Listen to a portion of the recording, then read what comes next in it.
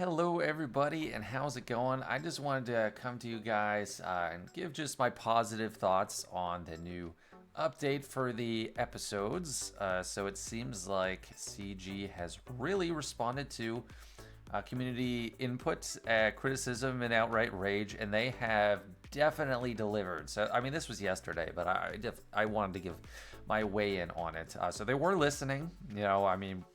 I put out videos, other people put videos, tons of discussion on Discord and Reddit, lots of complaining.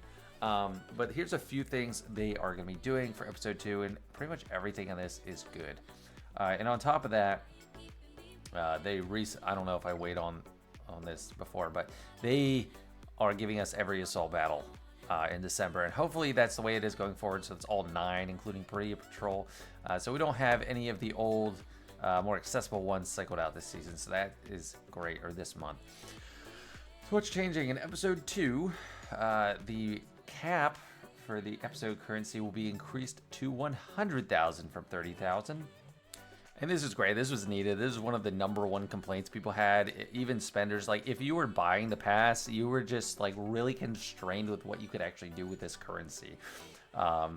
They gave us, they accidentally gave us the episode currency instead of the episode points, and it was almost at the cap just from that 20,600. I was able to avoid hitting the cap by just spending a little bit before accepting it, but there wasn't that much in the store to buy to splurge all that currency on. You just had to like furiously buy a bunch of mod slicing material. So going from 100 to 100,000 is a much welcome change.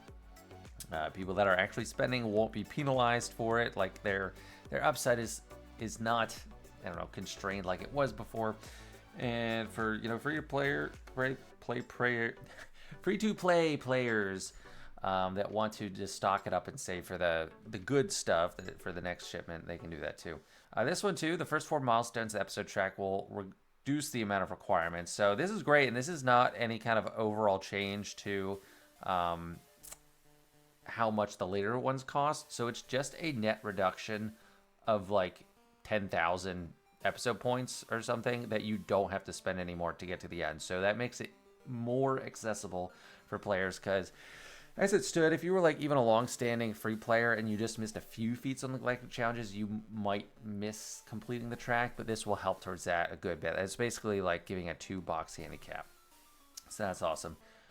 This is the best thing, or no, no, this isn't like the best thing yet, but we'll talk about this. So the episode feats, this is one I had like, a minor complaint, but it was a complaint. So as it is now, the Galactic Challenge feat quest was on Saturdays, and the Galactic Challenge was already there for most people by the time this quest popped up. So if people were doing it right away, they'd have to wait 4 to 5 days for another Galactic Challenge. This is getting rid of that. So it's going to have the day before the Galactic Challenge starts. So you won't be able to do the feat right away, but you will not miss your first opportunity.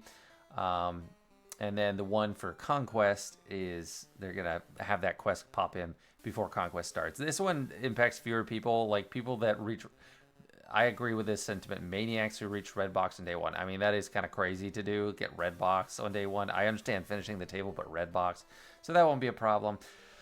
They're increasing the episode points reward from 300 to 350 to each daily quest. So that's just your daily, so that's good. Shipment adjustments. This is fantastic. I didn't see this coming. An additional shipment for 2 Omicron materials. So you can get 5 Omicron materials from shipments every week, which definitely increases the amount of overall Omicrons you can get. So if all you want from Galactic Challenges, if that's all you cared about, this is fantastic now. Another shipment containing the micro attenuators. I guess that's good. This one I like too. Chirotech shipments going from 2 to 10. Because like with 2, it's like, is this really impactful at all? But going to 10, I feel like I can just spend on Omicrons and Chirotechs, and that's it now. Like pretty much. I don't know the math on how much you get, but like if you for free you can get all that. But the Omicrons definitely the best use of the currency. Character shards shipments will reflect the episode it's in, so it seems like next episode we're going to be getting Bad Batch. For my my main account, this doesn't matter at all, but for like my new account and even like players using my new free to play guide, like this is actually fantastic because you can get all these, you need all these characters for the Galactic Republic fleet, except Echo. I'm going to farm Echo on my small account, but this is good stuff. Now this is the best thing. So this was the huge focus of all of our complaints, especially mine, was the feat system. It was 2 whale feats and then 2 free-to-play accessible feats, which, like, if you couldn't do them, you just couldn't participate in the Galactic Challenge. They are bringing back the complete the battle feat, going from 4 feats to 5, but they're keeping the amount of points you're getting from all of them equal. So the 2 whale feats, the marquee characters, I mean, you can get the first 2 of that. The whale feats will get 450 apiece average, and then the other types of feat will get 300. So it's like the 3 free feats are equal to 2 paid feats, which is kind of like what we had before, like the 2 and the 2 are equal. But I think this is better because if you're a small account, you don't have all these factions, and you don't have all the specifics to get that feat done, you can at least just complete the battle and get some points instead of getting 0 of anything. A couple of the first Galactic Challenges during this episode thing, all I got was they win with 2-star Hu Yang or whatever for the Jawas and Tuskens on my small account. So that is fantastic. Well, actually, I got the thermal detonator one, but that is amazing. And yeah, so that is just less of a phase out for smaller accounts, newer players. And this is kind of an assuring thing, as long as it's true. A free-to-play player who completes their available feats in any tier will now always earn more episode points than when they had completed that same tier before. So, should be better in all circumstances. And then here's the kicker. For an episode that doesn't have a new marquee unit, you will not have that new marquee feat. So, for episode 2, I guess all of episode 2, is that like a month with no marquees? That's great. You'll have 4 feats that are free feats, and then just the 1 whale feat. So the 1 feat will be completed with the episode pass active. So that is fantastic. So we are getting a lot of benefits during this time. These answer pretty much all the problems I had with the episodes. So here I am on my small account, and I'm even progressing pretty well.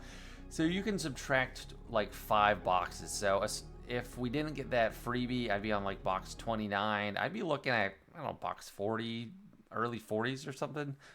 Should get further now with this change, because I'm actually able to participate more in the Galactic Challenges, and especially in episode 2 when they're not going to have the new marquees. That is great. So all of this is good. I think it kind of redeems the episode setting, because they really are happy with this idea, and it's not a bad idea. I like it. It's just, it was poor execution. But now, this should be one of the last Galactic Challenges we see where we have to do, where we have no complete the battle feat, and where we, I don't know, only have 2 free feats. So yeah, just quickly sharing my thoughts on this. I think it's really good. So I appreciate Capital Games listening to everybody and making those changes. Yeah, that's about it. So thanks everyone, and see you later.